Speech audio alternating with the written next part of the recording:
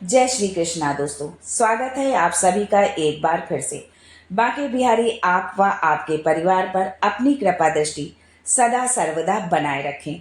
दोस्तों, यदि आप अपनी लाइफ में नया कुछ सीखना चाहते हैं और चैनल पर पहली बार आए हैं तो चैनल को सब्सक्राइब करके बेल आइकन जरूर दबाइएगा। दोस्तों, जन्माष्टमी हर साल भाद्रपद के कृष्ण पक्ष की अष्टमी तिथि को मनाई जाती है। इस दिन लड्डू गोपाल की पूजा विधि विधान से करनी चाहिए। उनके पसंदीदा व्यंजन का भोग लगाना चाहिए, सुंदर और नए वस्त्र पहनाने चाहिए। वहीं इस साल जन्माष्टमी पर अद्भुत संयोग भी बनने जा रहा है।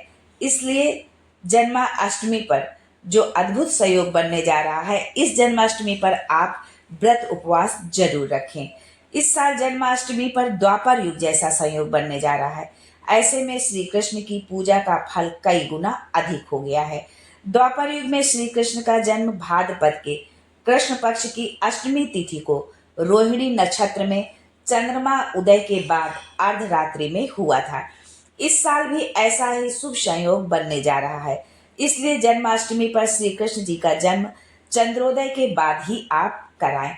दोस्तों, अधिकतर लोग खीरे को काटकर लड्डू गोपाल का जन्म कराते हैं। आखिर खीरे से ही लड्डू गोपाल का जन्म क्यों कराया जाता है?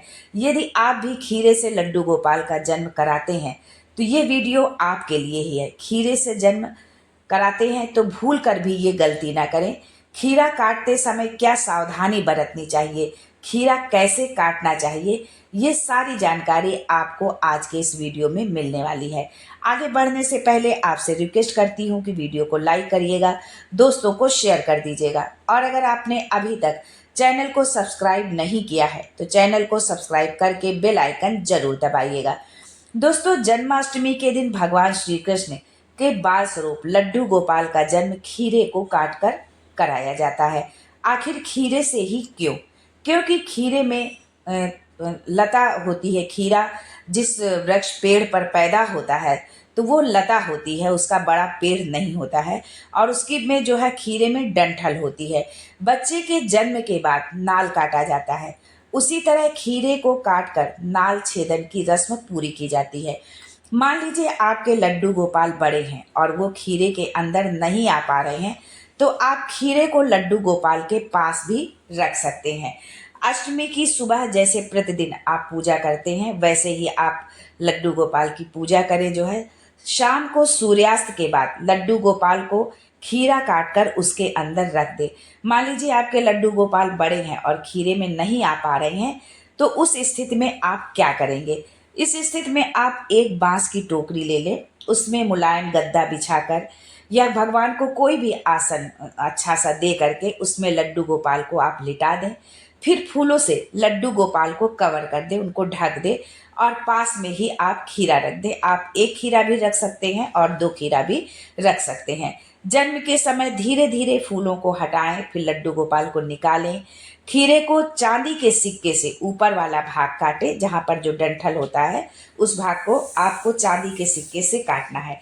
मान लीजिए चांदी का सिक्का नहीं है तो आप नॉर्मल सिक्का ले सकते हैं, लेकिन आपको चाकू का प्रयोग भूल कर भी नहीं करना है। जिस तरह से बच्चे का जन्म जो है वो माँ की कोख से होता है और जन्म के बाद माँ के गर्भाशय से बच्चे से जुड़ी गर्भनाल को काटकर अलग कर दिया जाता है। ठीक उसी तरह जन्माष्टमी के दिन खीरे से लड्डू गोपाल का जन्म होता है।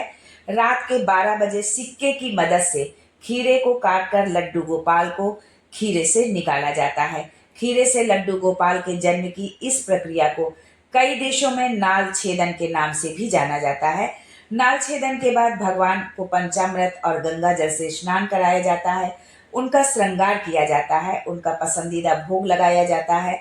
आरती की जो है थाली सजाकर उनकी आरती की जाती है, प्रसाद बांटा जाता है और उस खीरे को, जो खीरा आपने जिस खीरे से भगवान का जन्म कराया है या आपने पास में रखा है, उस खीरे को भी प्रसाद के रूप में बांट दिया जाता है। दोस्तों, इस बार की जन्माष्टमी बहुत खास है। क्यों खास है ये भी हम जान लेते हैं।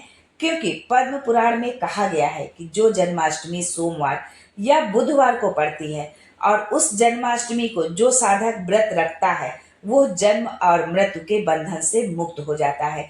यही बात ब्रह्म वैवर्त पुराण और अग्नि पुराण में भी कही गई है कि जो भक्त जन्माष्टमी का व्रत करते हैं उनके 100 जन्मों के पाप नष्ट हो जाते हैं और अंत में उनको बैकुंठ धाम प्राप्त होता है। भविष्योत्तर पुराण में भगवान कृष्ण कहते हैं कि जो भी भक्त जन्माष्टमी का व्रत करता है उसको 20,000 करोड़ एकादशी का व्रत करने का पुण्य प्राप्त होता है।